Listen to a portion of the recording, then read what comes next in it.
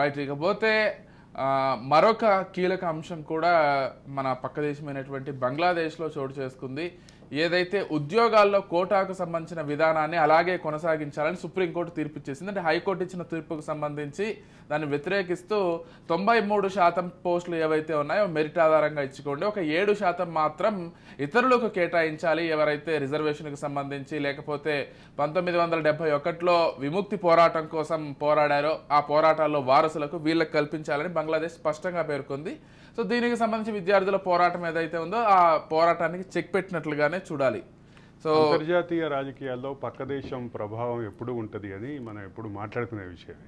ఇప్పుడు ఇది కూడా నిజం అవుతుంది. 1971లో జరిగినటువంటి స్వతంత్ర పోరాటం, ఆ స్వతంత్ర పోరాటం కూడా అంతకుముందు అది తూర్పు పాకిస్తాన్గా ఉండేది బంగ్లాదేశ్.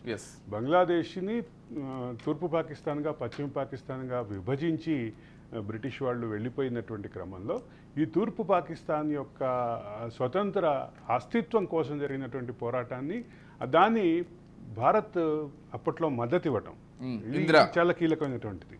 ఇందిరాగాంధీ నేతృత్వంలో అప్పటి భారత ప్రభుత్వం 1971 పోరాటానికి మద్దతుగా మద్దతుగా నిలిచినటువంటి నేపథ్యంలో కేవలం మద్దతు కాదు, ఆయుధాల సమీకరణ కూడా భారతదేశం పూర్తిగా చేసింది. అది కొంచెం విదేశాంగ విధానంలో ఇట్లాంటి బహిరంగ మాట్లాడకూడదు విజయ్. భారతదేశం యొక్క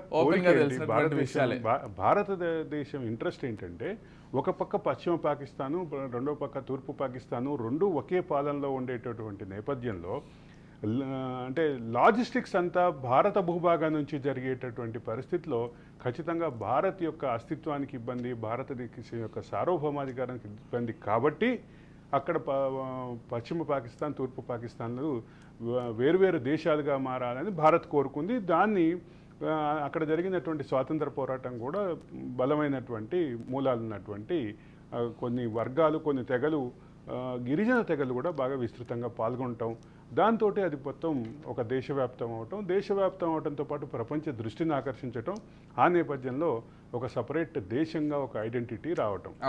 ఆ ఐడెంటిటీ వచ్చిన క్రమంలో ఇప్పుడు షేక్ హసీనాకి సంబంధించినటువంటి కుటుంబం కూడా చాలా కీలకమైనటువంటి పాత్ర పోషించింది ఆ ఉద్యమంలో. ఆ ఉద్యమానికి నేతృత్వం వహించిన వాళ్ళకి భారత్ అండదండలు ఉన్నాయి అనేది బహిరంగ రహస్యమే. అదేవి మనం మీరు మాట్లాడినట్టుగా అదేమి సీక్రెట్ కాదు, కానీ విదేశాంగ విధానంలో కొంత హుందాతనం ఉంటుంది కాబట్టి అది. అయితే ఇక్కడ ఒక విషయం ప్రధానమైన బంగ్లాదేశీలే ఇందిరాగాంధీకి దేశ అత్యున్నత పురస్కారాన్ని ఇచ్చి గౌరవించి దాన్ని మరింత బహిరంగపరుచుకున్నారు వాళ్ళు. ఎగ్జాక్ట్లీ. అంటే ఇక్కడ ప్రధానమైన అంశం ఏంటంటే 30% కోటా అనేటటువంటి అంశం చుట్టూ వివాదం జరగటం. ఈ వివాదం జరగటం మళ్ళీ అంటే షేక్ హసీనా కుటుంబం కానీ ఆవిడ పార్టీ కానీ ఎక్కువ మంది 1971 ఉద్యమంలో పాల్గొన్నారు కాబట్టి వాళ్ళకి మేలు చేసుకోవటానికి కోసం ఈ 30% కోటా అనేటటువంటి అంశాన్ని విస్తృతంగా రాజకీయ చర్చల్లోకి తీసుకురావటం, ఆ నేపథ్యంలో అక్కడ జరిగినటువంటి ఘర్షణలకు సంబంధించినటువంటి పూర్తిస్థాయి పర్యవేక్షణ ఇదంతా జరగటం, దేశవ్యాప్తంగా కర్ఫ్యూ పెట్టినటువంటి నేపథ్యంలో విదేశీ విద్యార్థులు, విదేశ వ్యాపార సంస్థలకు సంబంధించినటువంటి ఉద్యోగుల భద్రత ప్రశ్నార్థకం కావటం, అందులో భారత్ ఉద్యోగులు, భారత్ యొక్క విద్యార్థులు ఎవరైతే ఉన్నారు, చాలామంది విద్యార్థులు అక్కడ మెడిసిన్ చదువుతూ ఉన్నారు బంగ్లాదేశ్లో, వాళ్ళకి సంబంధించిన సేఫ్ ప్యాసేజ్ విషయంలో బంగ్లాదేశ్ ప్రభుత్వం సహజంగానే భారత్ తోటి అంటే కార్డియల్ రిలేషన్స్ మెయింటైన్ చేసేటటువంటి బంగ్లాదేశ్ ప్రభుత్వం ముందు అత్యంత ప్రాధాన్యత ఇచ్చి భారత విద్యార్థులని తరలించి ఏర్పాటు చేయటం, ఇవన్నీ కూడా ఒక భారత్ బంగ్లాదేశ్ సంబంధాల్లో మరొక అంశంగానే చెప్పాలి, మరొక ముందడుగానే చెప్పాలి.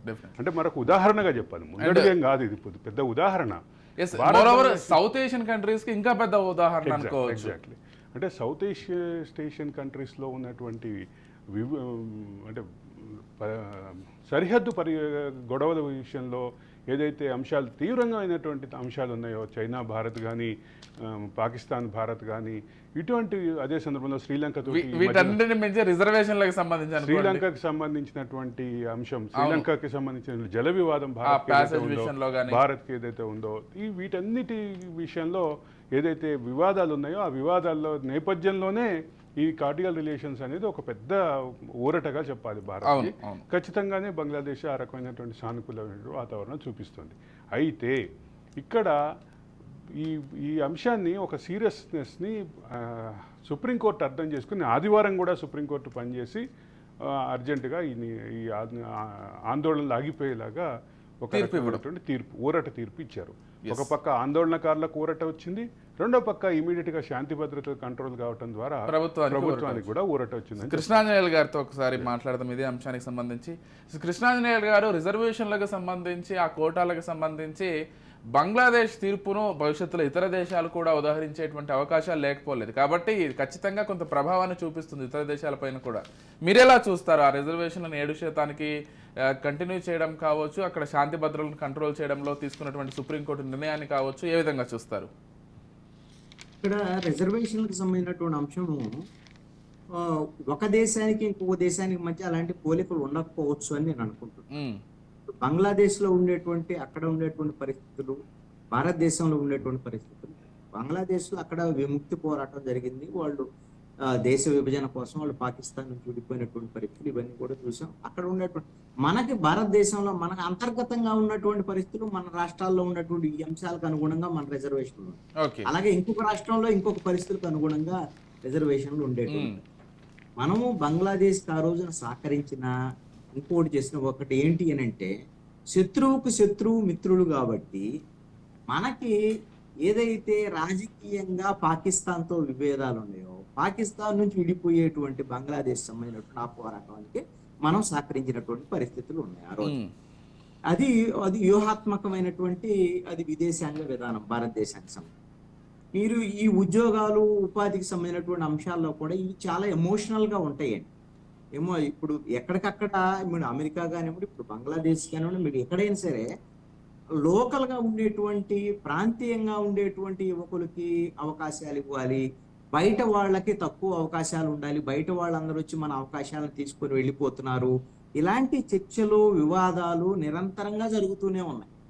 అమెరికాలో కూడా ఇలాంటి సమస్య ఉన్నటువంటి పరిస్థితి ఉంది. ఇప్పుడు అది బంగ్లాదేశ్ లో కూడా అలాంటి సమస్యను ఎదుర్కొన్నటువంటి పరిస్థితి ఉంది. మీకు అంతదాకా ఎందుకు, ఇప్పుడు నేను నిన్న ఈ మధ్య కాలంలో కర్ణాటకకు సంబంధించినటువంటి విషయంలో లోకల్ మొత్తం ఉద్యోగాల్లో ప్రైవేట్ వాటిల్లో కూడా ఎవరైతే ప్రాంతీయంగా ఉండేటువంటి వాళ్ళకి, ఆ లోకల్గా ఉండేటువంటి వాళ్ళకి ప్రాధాన్యత ఇవ్వాలి, మిగతా వాళ్ళకి తగ్గించాలని 70-30 చేసినట్టు. దానికి సంబంధించినటువంటి విషయం కూడా వివాదంగా మారుతోంది. ఎందుకు అనంటే, ఒకటి ఏంటి అంటే, ఈ ఉద్యోగ ఉపాధి అవకాశాల విషయంలో కొంత ప్రాంతీయ తత్వం ఇలాంటి రావటం అనేటువంటిది, ఆ ప్రాంతంలో ఉండేటువంటి వాళ్ళకు ఉపాధి అవకాశాలు ఇలాంటివి వస్తాయేమో, కానీ దానివల్ల స్కిల్డ్, అదే విధంగా ఏం కోరుకుంటారు ఎవరైనా సరే, ప్రైవేటు ఇవన్నీ ఫార్మ్స్, అదేవిధంగా పరిశ్రమలకు సంబంధించినటువంటి వాళ్ళు ఏం కోరుకుంటారు, స్కిల్ ఉండాలి, ఎక్కడైనా సరే స్కిల్ ఉన్నటువంటి వాళ్ళని తీసుకోవాలి, అది ఏ దేశమైనా కావచ్చు అనేటువంటి ఆలోచన. కానీ ఆయా ప్రభుత్వాలు మాత్రం ప్రాంతీయంగా ప్రజల్ని వాస్తవంగా కృష్ణాంజనేయులు గారు, ఒక వాస్తవంగా ఆలోచిస్తే ఇది సామాజిక రిజర్వేషన్లు కాదు, ఆర్థిక రిజర్వేషన్లు కాదు, భాషా ఆధారిత రిజర్వేషన్లు కాదు, ప్రాంతం ఆధారిత రిజర్వేషన్లు కాదు. ఏదైతే 1971 విముక్తి పోరాటంలో పోరాడినటువంటి కుటుంబాలకి ఇచ్చి హానర్ చేయాలి అనేటటువంటి ప్రతిపాదన. అయితే దీనికి సంబంధించి ఖచ్చితంగా వివాదం వచ్చింది కాబట్టి ఈ రిజర్వేషన్ల పరిమితి తగ్గించడం ద్వారా సుప్రీంకోర్టు వివాదానికి ముగింపు పలికింది. ఖచ్చితంగా ఇది అంతర్జాతీయంగా కూడా, అంటే ఒక పక్కన ఆగ్నేయాసియా దేశాల్లో కానీ, రెండో పక్క భారత్కి సంబంధించిన ప్రపంచ స్థాయిలో కానీ భారత్కి ఇది సానుకూలమైనటువంటి పరిణామంగానే చూడాలి. ఎందుకంటే ఒక వివాదం, ఖచ్చితంగా ఈ వివాదం కనుక రేగితే, ఈ వివాదం కనుక ఉధృతమైతే అక్కడ వచ్చేటటువంటి శాంతి భద్రతల ప్రభావం ఈ భారత్ వాణిజ్యంతో కూడా, భారత్ తోటి లింక్ అయినటువంటి వాణిజ్యంతో కూడా ప్రభావం ఉంది. కాబట్టి దీనికి ముగింపు పలకటం ద్వారా సుప్రీంకోర్టు ఒక ముందడుగేసింది బంగ్లాదేశ్ సుప్రీంకోర్టు అని చెప్పక తప్పదు.